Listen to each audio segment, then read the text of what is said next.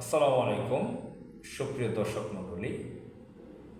স্বাধীনতা বিরোধী স্বাধীনতা বিরোধী এই কথাটা বাংলাদেশে খুব বেশি ব্যবহার হয়। এই স্বাধীনতা বিরোধী কথা দিয়ে বাংলাদেশে কয়েকটি রাজনৈতিক দল খুব বেশি ব্যবসা করে। বিশেষ করে পতিত স্বৈরাচার ভারতীয় এজেন্ট গোষ্ঠী আওয়ামী লীগ, তারা এটা নিয়ে খুব বেশি ব্যবসা করেছে এবং জাতীয়তাবাদী আদর্শের বাংলাদেশ ন্যাশনালিস্ট পার্টি বিএনপি তারাও সুযোগ পেলে এটার ব্যবসা শুরু করে দেয় এবং ভারতীয় মদতপুষ্ট কিছু বামরাম ছোট ছোট রাজনৈতিক প্ল্যাটফর্ম রয়েছে, দল রয়েছে, তারা ওইগুলোর ব্যবসা করে।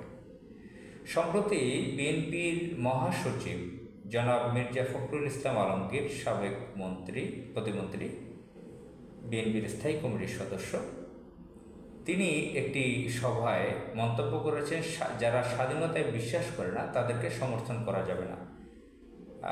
ঢাকা ট্রিবিউন পত্রিকা সহ বিভিন্ন গণমাধ্যমে এসেছে খবরটি। এটা নিয়ে আমাদের বাংলাদেশে বিভিন্ন ধরনের আলোচনা হচ্ছে। এটাকে আমি পার্সোনালি ব্যক্তিগতভাবে মনে করি অত্যন্ত পচা কথা, নোংরা কথা। স্বাধীনতায় বিশ্বাস করে না এটা দিয়ে ইঙ্গিত করেছে বাংলাদেশ জামাত ইসলামীকে। তো বাংলাদেশের যে সংগঠনটি, যে দলটি সবচেয়ে স্বাধীনতা বেশি বিশ্বাস করে, 1971 সালে যে সঠিক চিন্তা করতে পেরেছিল যে পাকিস্তানের থেকে ছুটে গিয়ে ভারতের পেটে গেলে কী অবস্থা হতে পারে।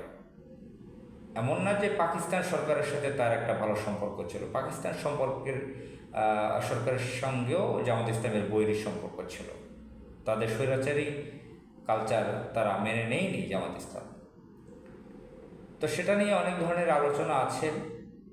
অনেক বছর পর অনেকে উপলব্ধি করতে পেরেছে জামাত ইসলামের ব্যাপারটি, তাদের যে ফিলোসফিটা, দর্শনটা 71 সালে, সেটা অনেকে উপলব্ধি করতে পেরেছে যে সেটা সঠিক ছিল। আবার 2024-এ যে গণ আন্দোলন হয়েছে, বিপ্লব হয়েছে, এখানে জামাত ইসলামেরও বড় ধরনের পৃষ্ঠপোষকতা রয়েছে, তাদের বহু লোক রয়েছে এই আন্দোলনে ছিল এবং তারা প্রতিটি কাজে দেখিয়ে দিয়েছে তারা দেশকে ভালোবাসে।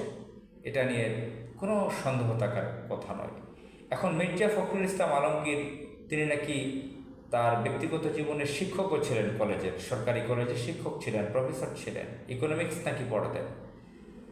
মির্জা ফখরুল হোক আর যেই হোক, যারাই এই ধরনের কথা জামাত ইসলামকে এই ব্লেম দিতে চায়, এই সমস্ত ফালতু কথা বলতে চায়, আমি তাদেরকে গণ্ডমূর্খ বলবো, অথবা জ্ঞান পাপী বলবো, অথবা ভণ্ড বলবো, হিপোক্রেট বলবো। এই সমস্ত সস্তা কথা বাদ দিয়ে আধুনিক চিন্তায় আসেন, দেশকে কিভাবে এগিয়ে নেওয়া যায়। এই সমস্ত পচা কথা বাদ দিয়ে, ভারতের দালালি বাদ দিয়ে সুস্থ পথে আসেন। আসসালামু আলাইকুম।